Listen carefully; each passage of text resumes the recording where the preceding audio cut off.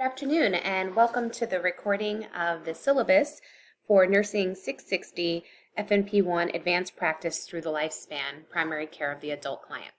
So I'm going to go over the syllabus today. Dr. Lanfranchi and myself went through and created the syllabus for you, and so I think it's always helpful to voice over all of the items that have a graded assignment within so that there is a clear understanding of the expectations. All right, so I am going to scroll down here and we're going to get into it. So up top here you can see that I have the email address for Dr. Lanfranchi and for myself. Dr. Lanfranchi will primarily be working on your lectures and working on the didactic content, and I will be primarily working on your clinical content. So, we'll separate the course in that manner. You'll notice that both of us may respond to some of your discussion boards and your posts so that you can have a better response from the course, so that you can have both her and myself going in more often throughout the week so that we can capture all your questions and keep up with all of the content.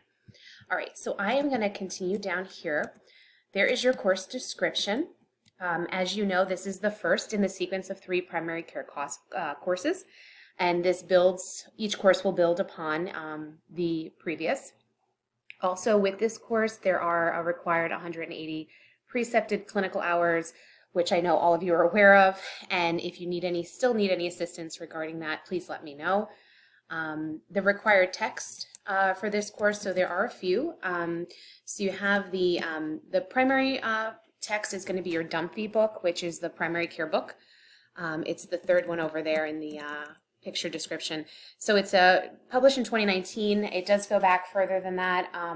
I would probably recommend getting the 2019 version if you haven't already, just because things have changed since the last publication of this book. And that book you will probably keep with you for a very long time. The other book that we're going to require is the Cash and Glass 2021, which is Family Practice Guidelines, and the Kohler, which is for procedures. And so those are going to be your 3 primary books used in this course. And then, of course, there's additional supplemental course books that you may want to consider using. You also have access to Up-to-Date. And so I just want to remind you of that you do have access to that resource. And so you may be able to use that in replace of something like, for example, the Stanford Guide to Antimicrobial Therapy. It is suggested and recommended that you do purchase this book because you will use it for a long time. But if you are having some issues with getting it, you can potentially use the Up-to-Date platform that Goodwin supplies. I also linked the librarian in this course, and so if you have any problems getting the Up-to-Date or figuring out your APA resources or anything like that, the librarian is available for you and they will help you navigate some of these resources. Okay, here's some additional text that you may want to consider purchasing, especially for clinical. So we have the Tarkson's Pocket Pharmacopedia. I've been understanding that it's a little challenging to find this, but it is a small little book that you can carry with you to clinical, and it is helpful. Of course, nowadays we all have our cell phones as well, right? And so we can look things up on Up-to-Date, for example, on our cell phones. And if I would certainly look into seeing if you could link the Up-to-Date that you get as a student to your cell phone while you're in the clinic. And if not on your cell phone, then perhaps you can have the logon information that you can use in the practice when you're there. The other book that we do recommend is the Laboratory and Diagnostic Test Davis Manual, and this is to help obviously with some of the diagnostic workups that you'll be seeing while you're at clinical and looking to see more specific information about why you would order this thing over another, right? And so that kind of will help you. It's not required, but it is recommended. Okay. There's additional text here, Practical Radiology. It's another great text typically, learning how to read slides. You may have exposure to this in the clinical setting, and you may need this in clinical practice. The one thing you will also have access to when you are in clinical practice is, the radiologist report. So some people will do what we call a wet read, where they initially look at the films and make an interpretation of it if the clinician is comfortable. But you will also have the read from the radiologist. So this book is something you may want, but not necessarily need for practice. So just something to think about if it's something you'd like, and if it's in an area where you plan to work, right? Like, so if I worked in IR, or if I worked in pulmonary, or if I worked in an area where we were doing a lot of radiological films and interpretations, I would certainly want a RADS book. All right, so here are some of your course goals and your student learning outcomes. Let's talk about the items that will be graded. So you have your discussion boards, which are worth 20% of your grade. I'm going to try to keep them interesting based on the feedback from the immersion weekend, and have them be more case scenario based, and so that we can all kind of learn from one another, learn from our cases, and have it not be as academic in nature, and so that you can gain really meet the goals and objectives of the course, right? There'll also be weekly quizzes worth 10%, and I know you're probably sighing right now, saying, oh my gosh, weekly quizzes. This is actually for your benefit. This is to keep you on target and task with your readings. It also will let you see what you kind of missed from your readings, so it'll be a nice assessment of yourself. And also know that there's so many of them that, it's every week, and so it's worth 10%. So each one is less than 1% of your grade. So, it's a very low threshold for graded activity, and it will help you to kind of stay in line with what we're doing in the course, and also let you see where maybe some of your deficits are without it having a very heavy price tag, right? So it's only less than 1% because there's more than 10. Okay, you'll have a midterm exam halfway through the semester, which is worth 25%, and you'll have a final exam worth 30%. You will conduct a case presentation. I will share a rubric and a detailed information about this. That is worth 15%. And then you'll have the clinical assignments. So the clinical is obviously attached to the course. That's why the course is 7 credits. And the clinical portion is pass-fail. So you'll have your Typhon hours, your Typhon logs, your weekly reflective journal, and the course and clinical evaluations. So this course is slightly different in that not only will you have the course evaluations, but then you'll also have clinical evaluations that you'll have to do, and that's for an accreditation standard. So we'll have to make sure we work on those. Okay, so the grading policy is the same. B is passing for your master's level courses. And then we go into more information here about each assignment. So, you have your discussion boards, which you are all very familiar with.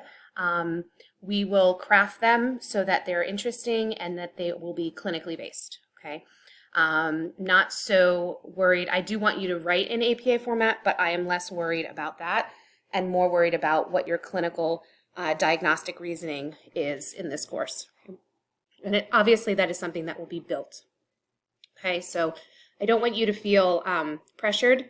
This is a learning thing, okay? So we're all going to learn, and we're going to learn from each other. So, don't feel like you need to have all the answers, but I certainly want you to have the effort of looking things up, okay? Quizzes and exams. So, of course, it's to assess your summative knowledge on the concept and prepare you for future board certification. So you will have weekly quizzes, like I said, and you'll also have a midterm and a final. For this course, you'll also have the case presentation. So each of you will present one case, all right? We figured start off with just one case, and it'll give you the opportunity to discuss the case in detail and gain feedback to help formulate the skills needed to develop as an F&P. You'll select the week you'd like to present during week 2, and the presentation will occur asynchronously and be uploaded for peer feedback. So I know many of you expressed problems with your schedule, difficulty kind of synchronizing your schedule with one another, and so I figured the best way to do this would be to have you present this asynchronously. You can do this through many platforms. The one I'm currently using is Screencast-O-Matic, and you can do like what I'm doing. Have a PDF file or a Word doc and put the information in the case and then present the case. If you need more than 15 minutes, you can also consider doing it on a Zoom and then recording the Zoom using a YouTube. So there's various applications that you can utilize this to present, and it doesn't have to be in necessarily PowerPoint with voiceover fashion because we've come a long way from that, right? But whatever you are most comfortable with is appropriate, just that it should have a good flow and, and really unveiling of the case. So we'll get you more information about this fairly soon, and I will upload the rubric and a sample for you. All right, so next week you will be selecting your topic. And then what we'll do is we'll figure out, based on when you're going to present, where that falls in the curriculum. And so that will kind of help us. Okay, so that is what I have for that. And then, of course, you have clinical. So again, clinical, 180 hours. You will have a faculty supervised site visit. I will schedule that with you probably around the midterm. Typically it takes a few weeks to kind of get comfortable, sort things out in the office, right? Figure out where you're going every day. And then, so by the time you get to week 5 or 6, that's when you should probably expect a visit. Okay. So they will be, you will know when they're happening. I will confirm with you. We will set it up together so that there's no chances that I end up going there and you're not there. All right. So certainly I want to see what you're doing there, meet your preceptor, obviously thank them, and make a good relationship with the organization. So certainly you will have this. This is an accreditation standard. Okay. So as far as the clinical assignments for portion of the assignments, again, you'll have, so this is pass-fail, right? And so you'll have Typhon clinical hours. So I just uploaded all the information about Typhon today. Don't feel overwhelmed. It's a lot to sort through and read through. I expect that in the first 2 weeks, there's going to be quite a bit of confusion. And we will sort this out. If you have questions, please reach out to me, okay? You will document your 180 hours in Typhon. We anticipate that you'll do approximately 12 clinical hours per week over 15 weeks. This is how it's designed. It is not required to do it this way, but it's just an example of how you would reach the 180 hours, okay? You can do it in alternate ways. You, however, must submit your hours in Typhon within 48 hours of the clinical day.